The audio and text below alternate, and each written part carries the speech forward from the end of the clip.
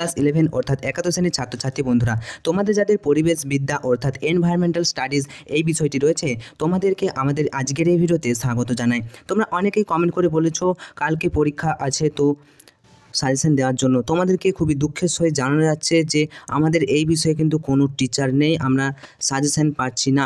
এই মুহূর্তে আমরা আজকে বোর্ডের তৈরি নমুনা প্রশ্নপত্র, একটা মডেল প্রশ্নপত্র নিয়ে আলোচনা করছি। তো কীরকম টাইপের প্রশ্ন তোমাদের আসবে তো সেটা তোমাদেরকে জানাবো উত্তর সহ। তো যে এখানে যে প্রশ্নগুলো তোমাদেরকে বলা হবে এই রিলেটেড প্রশ্ন কিন্তু এরকমই প্রশ্ন তোমরা পড়ে যাবে যদি তোমাদের বই থেকে থাকে। আমরা চেষ্টা করব, শেষ মুহূর্তেও দিতে পারবো কিনা এখনও ঠিক নেই, তবু আমরা দেখব, চেষ্টা করব। তো আজকের ভিডিওটা দেখো, এখানে 40টা যে প্রশ্ন আছে, তো এই প্রশ্নগুলো কীরকম টাইপের আসতে চলেছে, কতটা সহজ, কতটা তোমরা পারছো সেটা প্রথম থেকে শেষ পর্যন্ত দেখতে পারো। এবং তোমাদের যারা বন্ধুরা সাজেশন চাইছে তাদেরকেও এই ভিডিওটা পাঠাতে পারো। এটা বোর্ডের তৈরি মডেল প্রশ্নপত্র, বোর্ড একটা প্রশ্নপত্র স্কুলে পাঠিয়েছে, এরকম টাইপেরই কোশ্চেনগুলো স্কুল থেকে করা হয়। তো দেখো প্রথম প্রশ্ন কি বলেছে, পৃথিবীর অস্বাস্থ্যকর পরিবেশে বসবাসকারী মানুষের সংখ্যা কটি? পৃথিবীর অস্বাস্থ্যকর পরিবেশে বসবাসকারী মানুষের সংখ্যা, 4টে অপশন তোমাদের দেওয়া থাকবে। তো কোনটা উত্তর হবে? তো 40টার মধ্যে কতগুলো পারছো জাস্ট এটা আমাকে কমেন্ট করে জানাবে তোমরা। উত্তর হয়ে যাবে 140 কোটি। ওকে, 140 কোটি। দ্বিতীয় নম্বর প্রশ্ন দেখো, ভার্মিক পোস্ট তৈরি করতে কোনটা লাগে বলো? ভার্মিক পোস্ট তৈরিতে লাগে ব্যাকটেরিয়া, কচুরিপানা, ছত্রাক নাকি কেঁচো? উত্তর হয়ে যাবে অপশন নাম্বার ডি অর্থাৎ কেঁচো। নেক্সট প্রশ্ন, নিচের কোনটি জলবাহিত ভাইরাস ঘটিত রোগ? তাহলে এই ভাইরাস ঘটিত রোগ তোমরা পড়ছো, তাহলে নিশ্চয়ই তোমাদের ব্যাকটেরিয়া ঘটিত, প্রোটোজোয়া ঘটিত রোগ, এই রোগগুলো তোমরা ভালো করে পড়ে যাবে। এবারে জলবাহিত, বায়ুবাহিত এই রোগগুলো তোমরা দেখবে। তো নিচের কোনটি জলবাহিত ভাইরাস ঘটিত রোগ? বোর্ড এরকম প্রশ্ন করছে মানে এরকম রিলেটেড তোমাদেরকে কিন্তু পড়তে হবে, তাহলে তোমরা সাজেশনে কমন পাবে। দেখো নিচের কোনটি জলবাহিত ভাইরাস ঘটিত রোগ? উত্তর হয়ে যাবে কলেরা। তাহলে অপশন নাম্বার সি, কলেরা হচ্ছে ভাইরাস ঘটিত রোগ এবং এটা জলবাহিত, জল দ্বারা কিন্তু ছড়ায়। নেক্সট প্রশ্ন 4 নম্বর প্রশ্ন দেখো, নিচের কোন বাক্যটি সত্য? এরকম টাইপের কিন্তু প্রশ্ন আসবে। দেখো বলা হয়েছে যে পারমাণবিক বোমা তৈরিতে লাগে প্লুটোনিয়াম 239, পারমাণবিক বোমা তৈরিতে লাগে রেডিয়াম 29 এবং পারমাণবিক বোমা তৈরিতে লাগে কোবাল্ট 40 এবং পারমাণবিক বোমা তৈরিতে লাগে ইউরেনিয়াম 292। তো এখানের মধ্যে দেখো কোনটা হবে? তো অপশন নাম্বার এ হবে, পারমাণবিক বোমা তৈরিতে লাগে প্লুটোনিয়াম তোমার হচ্ছে 239 এটা। ওকে, চলো নেক্সট আমরা চলে আসবো সবুজ বিপ্লবের জনককে। এটা যেমন অত্যন্ত গুরুত্বপূর্ণ, এই প্রশ্নটা আসার চান্স রয়েছে। সে সবুজ বিপ্লবের জনককে বলো? উত্তর হয়ে যাবে সবুজ বিপ্লবের জনক হলেন এম.এস. স্বামী রঙ্গনাথন, নরম্যান বরলোগ। কী হবে? Norman Borlaug. তাহলে option number C is the correct answer. 6 নম্বর প্রশ্ন দেখো, মিথ্যা বাক্যটি চিহ্নিত করো। তো এরকম টাইপের প্রশ্ন কিন্তু তোমাদের আসবে। মিথ্যা বাক্য কোনটা এখানের মধ্যে বলো? তো ডিডিটি বলছে রাসায়নিক কীটনাশক। আচ্ছা, সবুজ সার মাটির উর্বরতা কমায়, ওজন হোল সৃষ্টি করে সিএফসি, অ্যামিবা জলের প্রাণী। তো সবুজ সার মাটির উর্বরতা কমায়, এটা দেখো একদম ভুল কথা। ডিডিটি রাসায়নিক কীটনাশক তোমরাও জানো। ওজন হোল অর্থাৎ ওজন স্তরটা সৃষ্টি করছে তোমার সিএফসি। আর অ্যামিবা জলের প্রাণী এটাও তোমরা জানো। সিএফসি কিন্তু ওজন গর্ত সৃষ্টি করে দিচ্ছে, ওজন যে হোল মানে ওজন স্তরটাকে ছিদ্র করে দিচ্ছে কি সিএফসি, ক্লোরোফ্লোরোকার্বন। কিন্তু সবুজ সার মাটির উর্বরতা কমায়, এটা তো একেবারেই ভুল, তাহলে এটা মিথ্যা। এরকম করে তোমাদের প্রশ্ন আসবে। তারপরে দেখো বলছে একটি পুনর্নবীকরণযোগ্য সম্পদ। এই পুনর্নবীকরণযোগ্য সম্পদ কি? পুনরায় আমরা কিন্তু পেয়ে যাই সম্পদটা। লোহাকে ব্যবহার করলে আবার আমরা পুনরায় পাবো এমনটা গ্যারেন্টি নেই। বনজ সম্পদ, দেখো বনজ সম্পদ ব্যবহার করব আবার কিন্তু পেয়ে যাবে এমনটা নয়। বনজ সম্পদ, একটা ফল খেলে আমার ফলটা হয়ে গেল এমনটা নয়। এবার দেখো বৃষ্টিকে আমরা পুনর্নবীকরণযোগ্য সম্পদ বলতে পারি না, কিন্তু সূর্যের আলো আমরা প্রতিদিনই কিন্তু পাই। তো সূর্যালোক হচ্ছে একটা পুনর্নবীকরণযোগ্য সম্পদ। ওকে, এটা মনে রাখবে। নেক্সট দেখো এরপর বলছে ভারতে সর্বাধিক কয়লা ব্যবহৃত হয়। খুব ইম্পর্টেন্ট, কোথায় ভারতে সর্বাধিক কয়লা ব্যবহৃত হয়? তাপবিদ্যুৎ কেন্দ্রে, সিমেন্ট শিল্পে, সার শিল্পে নাকি ইস্পাত শিল্পে? তো এই 4টে অপশনের মধ্যে কোনটা হতে পারে বলো? অবশ্যই তাপবিদ্যুৎ কেন্দ্রে। ভারতের সর্বাধিক কয়লা ব্যবহৃত হয় কোথায়? তাপবিদ্যুৎ কেন্দ্রে। চলো নেক্সট 8 নম্বর প্রশ্ন হলো। 9 নম্বর প্রশ্ন দেখো, কোন জোড়াটি সঠিক? এরকম টাইপের প্রশ্ন তোমাদের আসবে। ব্যাটেন্ট ল্যান্ড রিপোর্ট বলছে সুস্থায়ী উন্নয়ন, আমাদের সাধারণ ভবিষ্যৎ IUCN, রামসার সম্মেলন দূষণ প্রতিরোধের সাথে যুক্ত, নাকি পুনরায় ব্যবহারযোগ্য সম্পদ সৌরমণ্ডল? তো এখানে বলছে কোনটি সঠিক? তো দেখো কোনটা হয়ে যাবে? অবশ্যই ব্রাউন ল্যান্ড রিপোর্ট, অর্থাৎ ব্রাউন ল্যান্ড রিপোর্ট এটা হচ্ছে সুস্থায়ী উন্নয়ন, এটার সাথে যুক্ত সুস্থায়ী উন্নয়ন। চলো নেক্সট 10 নম্বর প্রশ্ন, তোমার মতে কোন যুক্তিটি সঠিক? এখানের মধ্যে কোন যুক্তিটা সঠিক হবে? বলো, জনসংখ্যা বাড়লে বনভূমির পরিমাণ বাড়বে, এটা কি সঠিক? জনসংখ্যা যদি বাড়ে তাহলে বনভূমির পরিমাণ বাড়বে, গাছ গাছ কি বাড়বে? অবশ্যই কম, অবশ্যই ভুল, কারণ জনসংখ্যা যদি বাড়ে তাহলে গাছ তো মানুষ কেটে ঘর বানাবে বেশি করে, তাহলে এটা হবে না। বলছে জনসংখ্যা বাড়লে মানুষের খাদ্যের অভাব বাড়বে, জনসংখ্যা বাড়লে মানুষের খাদ্যের অভাব বাড়বে, হ্যাঁ অবশ্যই ঠিক, ঠিক তো, জনসংখ্যা বাড়লে মানুষের খাদ্যের অভাবটা বেড়ে যাবে। আচ্ছা, এছাড়াও বলছে জনসংখ্যা কমলে মানুষের রোগ প্রতিরোধ ক্ষমতা কমবে, মানে রোগ প্রতিরোধ ক্ষমতা বাড়বে। যদি কমে যায় তাহলে রোগ প্রতিরোধ ক্ষমতা বাড়বে কী করে? না, এটাও তো একদম ভুল। আবার বলছে জনসংখ্যা কমলে কৃষির পরিমাণ কমবে, কৃষির পরিমাণ কেন কমবে?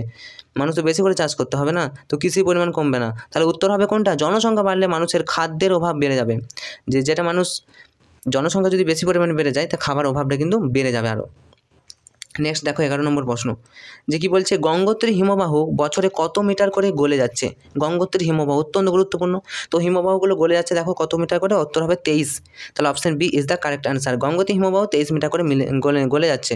চলো নেক্সট 12 নম্বর প্রশ্ন দেখো, পৃথিবীর বলছে মানুষের পৃথিবীর সম্পদ আহরণের ব্যাপকতা ও প্রাবল্য বাড়ে মানে কিসের পর? দেখো, প্রথম বিশ্বযুদ্ধ, দ্বিতীয় বিশ্বযুদ্ধ, নগর সভ্যতা স্থাপনের পর। তো কি বলেছে আবার বলি, মানুষের পৃথিবীর সম্পদ আহরণের ব্যাপকতা ও প্রাবল্য বাড়ে কিসের পর? উত্তর হবে নগর সভ্যতা স্থাপনের পর, অর্থাৎ option number C is the correct answer. নগর সভ্যতা স্থাপনের পর কিন্তু কি মানুষের পৃথিবীর সম্পদ আহরণের ব্যাপকতা বেড়ে যাচ্ছে। চলো নেক্সট 13 নম্বর প্রশ্ন দেখো, NEAC এর গঠিত হয় কত সালে? NEAC উত্তর হয়ে যাবে, তোমরা মনে রাখো 1986 সালে NEAC গঠিত হয়, NEAC। ওকে নেক্সট 14 নম্বর প্রশ্ন দেখো, নির্দিষ্ট অঞ্চলে উন্নয়নের একটি সূচক হলো, নির্দিষ্ট অঞ্চলে উন্নয়নের একটি সূচক কি? তো মানুষের গড় আয়, মানুষের গড় বয়স, মানুষের চাহিদা, কোনটা হবে? নির্দিষ্ট অঞ্চলে উন্নয়নের একটি সূচক হচ্ছে মানুষের গড় বয়স, এটা হচ্ছে উন্নয়নের একটা সূচক। নেক্সট চলে আসছি 15 নম্বর প্রশ্ন, বেসিল কনভেনশন যে বিষয়ে তথ্য প্রদান করে, বেসিল কনভেনশন এটা কি বলেছে? 4টা অপশনের মধ্যে দেখো, 4টা অপশন দেখানো সম্ভব? হ্যাঁ অবশ্যই। 4টা অপশনের মধ্যে কোনটা হবে বেসিল কনভেনশন? তো উত্তর হয়ে যাবে অপশন নাম্বার বি, ভারতে পৌরসভা এবং শিল্পাঞ্চলে বর্জ্য ব্যবস্থার নির্দেশিকা কিন্তু দেয়। তাহলে বেসিল কনভেনশন যে বিষয়ে তথ্য প্রদান করে কি হবে? ভারতে পৌরসভা এবং শিল্পাঞ্চলের বর্জ্য ব্যবস্থাপনার নির্দেশিকা কিন্তু দিয়ে থাকে বেসিল কনভেনশন। চলো নেক্সট চলে আসবো 16 নম্বর প্রশ্ন, ভবিষ্যৎ প্রজন্মের নিজেদের চাহিদা মেটাতে সক্ষমতার সঙ্গে আপোষ না করে বর্তমানে চাহিদা মেটানোর উপর জোর দেয় এমন ধারণা কি? ভবিষ্যৎ প্রজন্মের নিজেদের চাহিদা মেটাতে, ভবিষ্যৎ প্রজন্ম অর্থাৎ ভবিষ্যতেও যেন থাকে, আমাদের পরবর্তী প্রজন্মরাও যাতে পায়, তো সক্ষমতার সঙ্গে আপোষ না করে বর্তমানে চাহিদা মেটাতে পারবো, বর্তমানে চাহিদা মেটানোর উপর জোর দেয় এমন একটা ধারণা হচ্ছে। 4টা অপশনের মধ্যে কোনটা হবে বলো? পরিবেশ সংরক্ষণ, ভালো কথা, টেকসই উন্নয়ন, পরিবেশগত পুনরুদ্ধার নাকি সম্পদের অবক্ষয়? কী হবে? অবশ্যই এটা হচ্ছে একটু সায়েন্টিফিকভাবে দেখতে গেলে টেকসই উন্নয়ন হবে। টেকসই উন্নয়ন এমন একটা উন্নয়ন যেটাতে ভবিষ্যৎ প্রজন্মে কিন্তু আমরা নিজেদের চাহিদা মেটাতে পারবো, পাশাপাশি বর্তমানেও কিন্তু আমরা চাহিদা মেটানোর উপর জোর দেব, তো এটাই হচ্ছে টেকসই উন্নয়ন, মনে রাখবে। 17 নম্বর প্রশ্ন দেখো, আবহাওয়া পরিবর্তনের জন্য দায়ী কোনটি? 4টা অপশনের মধ্যে কোনটা হবে? আবহাওয়া পরিবর্তনের জন্য দায়ী হচ্ছে, মনে রাখো, গ্রিন হাউস গ্যাস আবহাওয়া পরিবর্তনের জন্য দায়ী। গ্রিন হাউস গ্যাস বেড়ে গেলে গরম বেড়ে যাবে। আচ্ছা, বিশ্ব উষ্ণায়নও এটাও কিন্তু গরম বেড়ে যাবে, পরিবেশের ভারসাম্য উষ্ণ হয়ে যাবে। বনভূমি হ্রাস করলেও কিন্তু আবহাওয়া পরিবর্তন হয়ে যায়, তাহলে অপশান 4টেই ঠিক, তাহলে 4টা অপশানই কিন্তু সঠিক, অর্থাৎ option D is the correct answer. চলো নেক্সট প্রশ্ন দেখি, বলছে এজেন্ডা 21 দ্বারা কী নির্দেশ করা হয়? এজেন্ডা 21 দ্বারা কী নির্দেশ করা হয়? উত্তর মনে রাখো 21 অর্থাৎ 21 শতাব্দী, এজেন্ডা 21 অর্থাৎ এজেন্ডা 21 দ্বারা 21 শতাব্দীকে নির্দেশ করা হয়। চলো নেক্সট 19 নম্বর প্রশ্ন, CFC মানে তো ক্লোরোফ্লোরোকার্বন, তো এখন এখানে বলেছে এবং অন্যান্য ওজন ধ্বংসকারী রাসায়নিকের ব্যবহার নিষিদ্ধ করে, কে নিষিদ্ধ করে? 4টা অপশনের মধ্যে কে নিষিদ্ধ করে বলো? ভিয়েনা কনভেনশন অবশ্যই না, কিয়োটো প্রোটোকল হবে না, প্যারিস চুক্তিও হবে না, তো অবশ্যই হবে মন্ট্রিল প্রোটোকল। মন্ট্রিল প্রোটোকল এনে কী করেন এনারা, যে এই যে একটা প্রোটোকল, এটা হচ্ছে CFC এবং অন্যান্য ওজন ধ্বংসকারী রাসায়নিক গ্যাস এবং রাসায়নিক ব্যবহার নিষিদ্ধ করে দেয় মন্ট্রিল প্রোটোকল সংস্থা। নেক্সট প্রশ্ন, ইউনিসেফ, এই ইউনিসেফের বলছে বাল্যবিবাহের মূল কারণ কি? ইউনিসেফের মতে বাল্যবিবাহের মূল কারণ কি, মানে ছোটোবেলাতেই বিয়ে হয়ে যাচ্ছে, এর মূল কারণ কি? শিশুশ্রম, তো অবশ্যই শিশুশ্রমটা হচ্ছে না, শিশুশ্রম না। অপুষ্টি কারণে কিন্তু ছোটোবেলাতে বিয়ে দিয়ে দেবে এমনটা নয়। দারিদ্র নাকি কুসংস্কার, দেখো এই দুটোর মধ্যে হতে পারে, তো কুসংস্কারের কারণে বিয়ে দিয়ে দেবে এমনটা নয়, তো অবশ্যই দারিদ্র অর্থাৎ দারিদ্র্য হচ্ছে সব মানে বাল্যবিবাহের পক্ষে মূল কারণ। ওকে, এখন অনেকটা কমে গেছে, বাল্যবিবাহ আগে প্রচুর ছিল। তো ইউনিসেফের মতে বাল্যবিবাহের মূল কারণটা হবে দারিদ্র্য, অর্থাৎ option number C is the correct answer. তো এগুলো হলো। এরপর দেখো তোমাদের এইরকম টাইপের প্রশ্ন আসবে, এরকম টাইপেরই প্রশ্ন আসবে, কারণ এটা বোর্ডের নির্দেশিকা। এখন তোমরা দেখছো বোর্ডের মডেল প্রশ্নপত্র। তো শূন্যস্থান পূরণ করো, তোমাদের 1 নম্বরে 5টি আসবে। কি বলেছে দেখো, বর্জ্য ব্যবহারের ক্ষেত্রে কমিয়ে আনা, রিডিউস, প্রত্যাখ্যান করা, রিফিউজ এবং পুনরায় কাজে লাগানো, রিইউজ, পুনরাবর্তন, রিসাইকেল, এই 4 পদ্ধতিকে ড্যাশ বলে। কি পদ্ধতি? 4টে পদ্ধতি। তো এটা তো সবাই জানো। তোমরা 4টে পদ্ধতি অপশনের মধ্যে বলো কোনটা হবে। 4টে পদ্ধতি বলে তাহলে কোনটা হবে? For reason. তা 4টে আর, অর্থাৎ কী আর? একটা হচ্ছে রিডিউস, রিফিউজ, রিইউজ এবং রিসাইকেল। ওকে, এই 4টে ব্যবহারকে একত্রে বলে 4R, মনে রাখবে। চলো নেক্সট, এটাও বিরাট গুরুত্বপূর্ণ একটা প্রশ্ন। নেক্সট চলো 2 নম্বর প্রশ্ন কি বলছে, কোনো দেশের নির্দিষ্ট সময়ে জন্মহার এবং মৃত্যুহারের পার্থক্যকে শতকরা হারকে আমরা কি বলবো? কোনো দেশের জন্মহার আর মৃত্যুহার, তো এর যে পার্থক্য, তো আমরা কি করে বলবো? কোনো দেশের নির্দিষ্ট সময় জন্মহার, দেখো কতগুলো জন্মাচ্ছে আর কতগুলো মারা যাচ্ছে, কতজন মারা যাচ্ছে। তো এর যদি আমি পার্থক্যটা বিয়োগ করে দিই, তাহলে কিন্তু আমি কীটা পেয়ে যাব? জনসংখ্যা স্বাভাবিক বৃদ্ধি, জনসংখ্যা কত হারে বাড়ছে প্রতিনিয়ত যদি আমরা দেখতে চাই, তাহলে দেখতে পারি, তাহলে আমরা বুঝতে পারবো যে জনসংখ্যা বাড়ছে নাকি কমে যাচ্ছে। তাহলে অবশ্যই কোনটা হবে? অপশন নাম্বার এ, অর্থাৎ জনসংখ্যার প্রকৃত বৃদ্ধিটা আমরা কিন্তু প্রকৃত নয়, স্বাভাবিক বৃদ্ধি, জনসংখ্যার একটা স্বাভাবিক বৃদ্ধি। আর প্রকৃত বৃদ্ধিও কিন্তু পাবো না, কেন? একদম আমরা কিন্তু বুঝতে পারবো না যে কতগুলো মানে বাড়ছে, কতগুলো বাড়ছে, মানে আমরা বুঝতে পারবো না। জনসংখ্যা স্বাভাবিক একটা আমরা পর্যন্ত অনুমান করতে পারি। কোনো দেশের নির্দিষ্ট সময় জন্মহার এবং কোনো সময় মৃত্যু হারের যে পার্থক্য, এটার দ্বারা আমরা কি বুঝতে পারবো? জনসংখ্যার স্বাভাবিক বৃদ্ধিটা বুঝতে পারবো। চলো 3 নম্বর প্রশ্ন দেখো, পৃথিবীর আবহাওয়ার গুণমান বজায় রাখতে শিল্পক্ষেত্রে কী প্রয়োজন? খুবই ইম্পর্টেন্ট।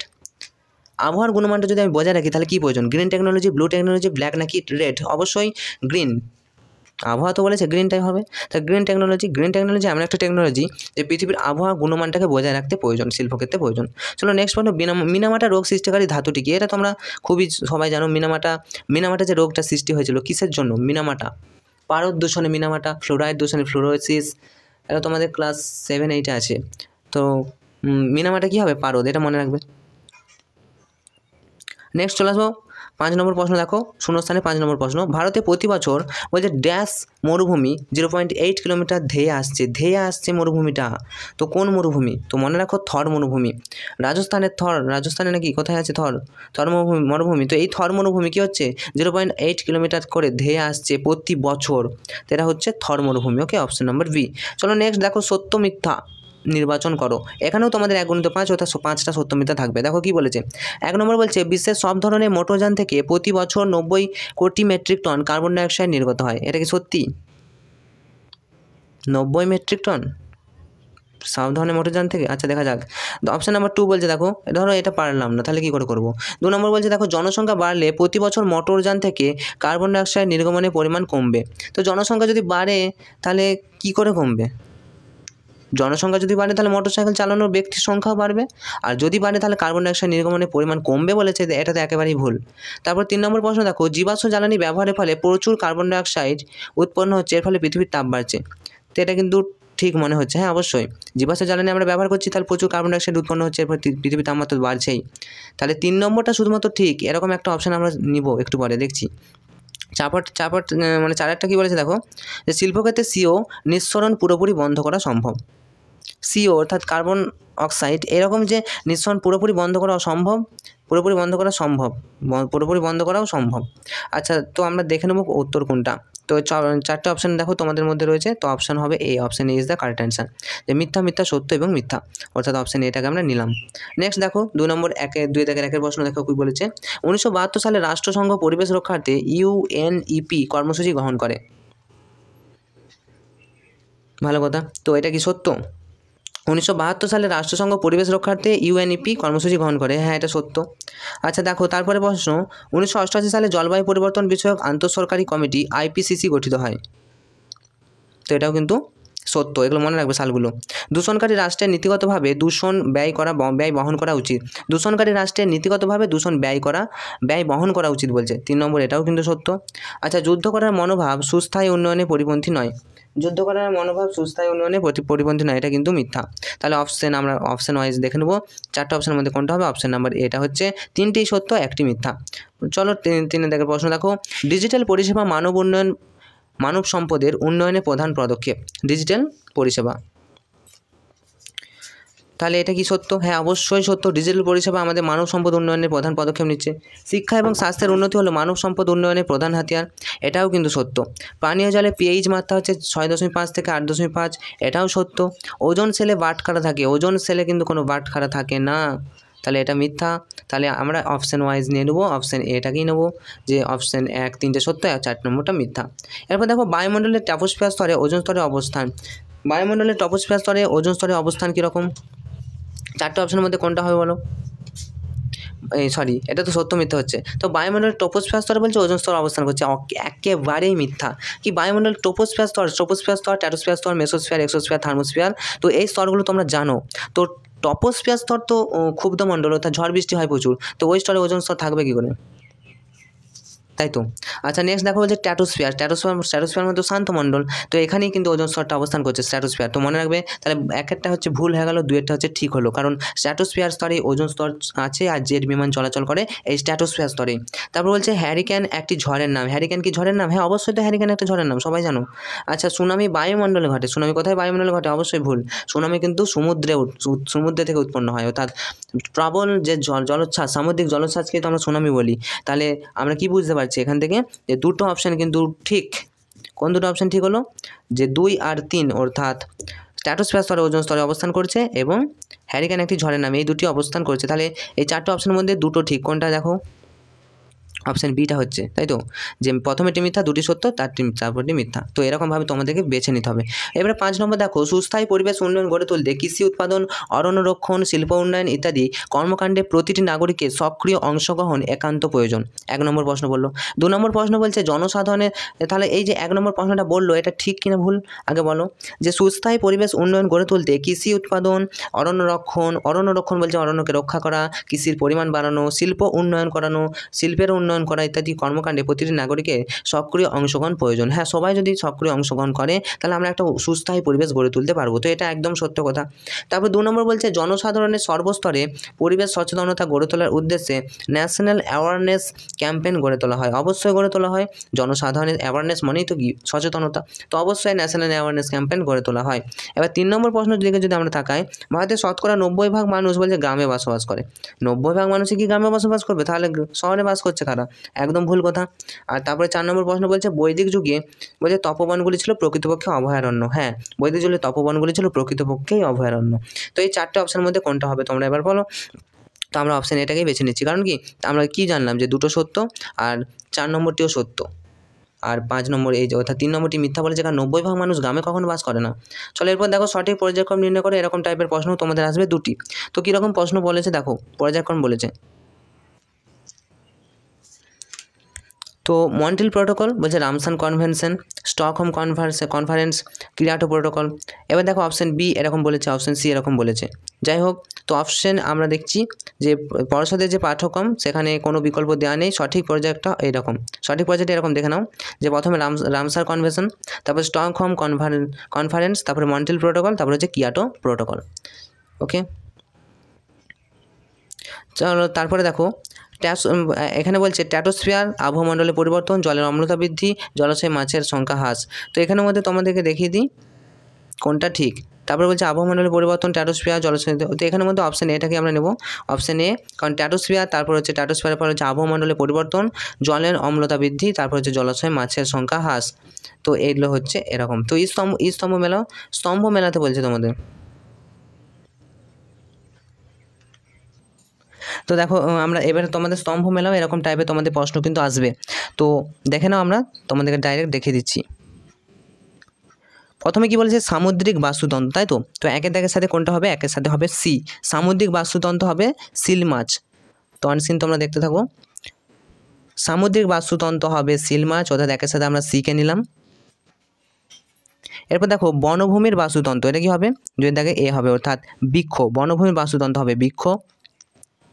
মরুভূমির বাস্তুতন্ত্র কি হবে? মরুভূমির বাস্তুতন্ত্র হবে উট, এবং তৃণভূমির বাস্তুতন্ত্র হবে তৃণভূমির বাস্তুতন্ত্র কী পড়ে রইলো? ঘাস। তো এগুলো এই রকমভাবে তোমরা কিন্তু তোমাদের করতে হবে। তাহলে স্তম্ভমেলা এবারে 4টে অপশনের মধ্যে তাহলে কোনটা হচ্ছে দেখো, 4টে অপশনের মধ্যে হয়ে যাবে আমাদের অপশন নাম্বার এটাকে নেব, যে অনস্ক্রিন দেখতে পাচ্ছ অপশন নাম্বারে 1-এর সাথে 1-এর দাগের এ, 2-এর দাগের সি, 3-এর দাগের ডি এবং 4-এর দাগের বি এরকম টাইপের আসবে। তো এরকম স্তম্ভ মেলাও তোমাদের 1 × 3 অর্থাৎ 3 নাম্বার পাবে এরকম স্তম্ভ মেলালে। 2 নম্বর স্তম্ভটা দেখে নাও, এখানে বলছে দেখো কোনটা কত শতাংশ আছে। তো এগুলো তোমরা ক্লাস 10-এ পড়েছো, চিন্তার কিছুই নেই, তো এগুলো পারবে মোটামুটি। তো N2, O2, CO2 এবং আর্গন, তো কোনটা কত পড়বে? আর্গন দেখো 0.03। আচ্ছা তোমাদের সব থেকে বেশি আছে নাইট্রোজেন, মানে 77.16%। তো এগুলো তোমরা মিলিয়ে নাও, দুটো পেরে গেলে মানে সবগুলোই পারবে। তো আমরা দুটো পেরে গেছি মানে সবগুলো দেখি দুটো পেরে গেছি। তো কোনটা বললাম? নাইট্রোজেন সব থেকে বেশি, তো সবাই জানো 77.16%। তো নাইট্রোজেন সব থেকে বেশি হতে একের সাথে ডি হবে, একের সাথে ডি যদি আমি একটা ধরি, একের সাথে ডি হয়ে গেল। আচ্ছা আমরা বললাম কি CO2 অক্সিজেন, কার্বন ডাইঅক্সাইড হলো, আর্গনটা আমরা জেনে গেছি 4 দাগের এ, তাহলে 4 দাগের এ আছে, কোনটাকে নেব? আর্গনটা হচ্ছে 4 দাগের বি 0.93%। আচ্ছা আর্গন এটা আছে। তো চলো মিলিয়ে তোমাদেরকে দেখিয়ে দিই আমরা, অপশন এটা কারেক্ট অ্যান্সার হচ্ছে, তো মিলিয়ে দেখিয়ে দিই। তো দেখে নাও নাইট্রোজেন আছে 77.16%, অক্সিজেন আছে কত? অক্সিজেন আছে তোমাদের 20.60 অর্থাৎ 20.60%, CO2 অর্থাৎ কার্বন ডাইঅক্সাইড আছে 0.03% কার্বন ডাইঅক্সাইড, এবং আর্গন আছে কত? 0.93%। তো এইরকমভাবে তোমাদের হবে, অর্থাৎ এখানে অপশান ওয়াইজ যদি আমরা দেখি তাহলে option number A is the correct answer. Okay চলো নেক্সট প্রশ্ন চলে আসবো। এরপর দেখো এরকম একটা, তো এটাও তোমাদেরকে মিলিয়ে দেখে নিচ্ছি, তো দেখো কি বলা হয়েছে। তো দেখো IUCN এটা হচ্ছে 1948 সালে গঠিত হয়েছিল। WWF এটা মনে রাখবে 1961, UNCP এটা হচ্ছে 1972 এবং UNCED এটা হচ্ছে 1992। অর্থাৎ অপশন ওয়াইজ যদি আমরা দেখি তাহলে উত্তর হয়ে যাবে কোনটা? উত্তর হয়ে যাবে অপশন নাম্বার, দেখো option number B is the correct answer. Okay বুঝতে পেরেছো? চলো নেক্সট, বিবৃতির সঙ্গে সঠিক যুক্তি বা সঠিক সম্পর্ক নির্ণয়, এরকম তোমাদের প্রশ্ন আসবে বিবৃতি। তো কি বলা হয়েছে প্রথম প্রশ্ন দেখো, বিবৃতি। কেন্দ্রীয় পরিবেশ মন্ত্রক national museum of natural history NMNH গঠন করেছে জনসংখ্যার মধ্যে প্রথা বহির্ভূতভাবে পরিবেশ সম্পর্কে শিক্ষাদান এবং পরিবেশ সম্পর্কে সচেতনতা গড়ে তোলার জন্য। এটা বলেছে। এর যুক্তি কী হবে? বলছে এর ফলে মানুষ বৈজ্ঞানিক দৃষ্টিভঙ্গির মাধ্যমে পরিবেশ এবং তার সংরক্ষণ সম্বন্ধে একটা সচেতন হয়ে উঠবে। তো বিবৃতিটি বলেছে আর যুক্তিটি বলেছে। তো এখানে কি বলেছে দেখো এবার, বলছে বিবৃতি এবং যুক্তি দুটোই সঠিক। বিবৃতি সঠিক হলেও যুক্তি আংশিক সঠিক। তো এখানের মধ্যে কোনটা হবে? এটা আমরা মেনে নিচ্ছি যে বিবৃতি এবং যুক্তি দুটোই সঠিক। কারণ কি দেখো, যে কেন্দ্রীয় পরিবেশ মন্ত্রক বলছে যে গঠন করেছে জনগণের মধ্যে প্রথা বহির্ভূতভাবে পরিবেশ সম্পর্কে শিক্ষাদান, পরিবেশ সম্পর্কে সচেতনতা গড়ে তোলার জন্য। আবার এর যুক্তি কি? আর এর ফলে কি হবে? মানুষের মধ্যে একটা দৃষ্টিভঙ্গির মাধ্যমে পরিবেশ সংরক্ষণ সম্পর্কে একটা সচেতনতা বাড়বে। তো দুটো কথাই কিন্তু মানে কি বলবো, যুক্তিপূর্ণ। তাহলে অবশ্যই বিবৃতি এবং যুক্তি দুটোই সঠিক। নেক্সট 2 নম্বর বিবৃতি দেখো কি বলেছে। বলছে প্যারিস চুক্তির মূল লক্ষ্য বিশ্ব উষ্ণায়ন সমস্যার সমাধান করা। ঠিক আছে। তো এবার বলছে যে এর ফলে শিল্পযুগের পূর্বের তুলনায় 2 ডিগ্রি সেন্টিগ্রেডের নিচে রাখা। আবার যুক্তি কী বলছে? এই চুক্তির ফলে বিশ্বে কলকারখানা থেকে নির্গত কার্বন ডাইঅক্সাইড গ্যাসের উদ্গীকরণের মাত্রা কী বলছে? কমে গেছে। তো গ্যাসের মাত্রা সত্যি কমে গেছে, চলো দেখবো আমরা। তাহলে অপশান কী হবে? এখানে 4টে অপশান হচ্ছে, অপশানে কী বলেছে দেখো, অপশান নাম্বার বিটা সঠিক হবে। কারণ কি? বিবৃতি সঠিক, যুক্তি বেঠিক। যুক্তির বেঠিক, কারণ কার্বন ডাইঅক্সাইড বিশ্বে কলকারখানা থেকে নির্গত কার্বন ডাইঅক্সাইডের পরিমাণ যে কমে গেছে, এটা কী করে হয়? 2 ডিগ্রি সেন্টিগ্রেডের নিচে রাখা বলেছিল, তো 2 ডিগ্রি করে কমে যাবে, তো এমনটা নয়। তো তাহলে অপশান বিবৃতি কী হয়ে যাবে? বিবৃতি হবে সঠিক আর যুক্তি হবে বেঠিক।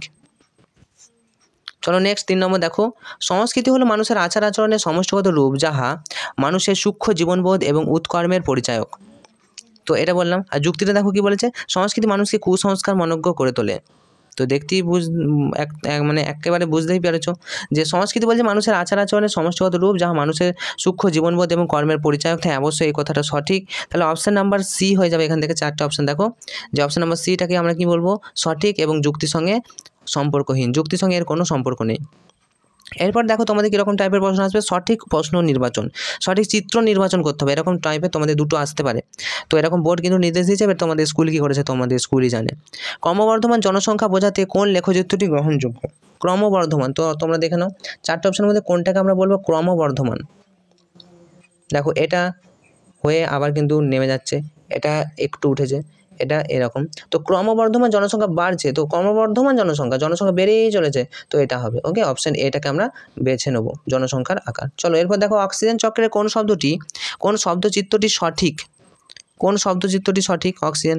অক্সিজেন কি করে? উদ্ভিদ থেকে বেরিয়ে আসে, আবার পুনরায় কিন্তু কি হয়, প্রাণীতে যায়, আবার উদ্ভিদে বায়ুমণ্ডলে ফিরে যায়। তো অক্সিজেন তাহলে কোনটা হবে? পুনর্চক্রের মাধ্যমে দেখানো হয়েছে, অপশন এটাকে আমরা নিচ্ছি। যে অক্সিজেন কি করছে, অক্সিজেন উদ্ভিদ সরল সংশ্লেষ করছে, বায়ুমণ্ডলে হচ্ছে বায়ুমণ্ডলে অক্সিজেন আসছে, আবার উদ্ভিদ প্রাণী শ্বাসকার্য চালাচ্ছে, আর কার্বন ডাইঅক্সাইড কিন্তু উদ্ভিদের সরল সংশ্লেষ।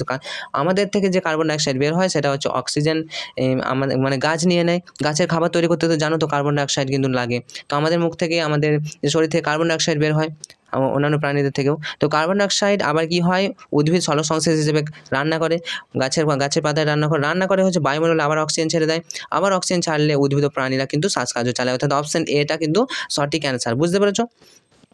তো এই ছিল তোমাদের এরকম টাইপের প্রশ্ন তোমাদের পরীক্ষা আসতে চলেছে।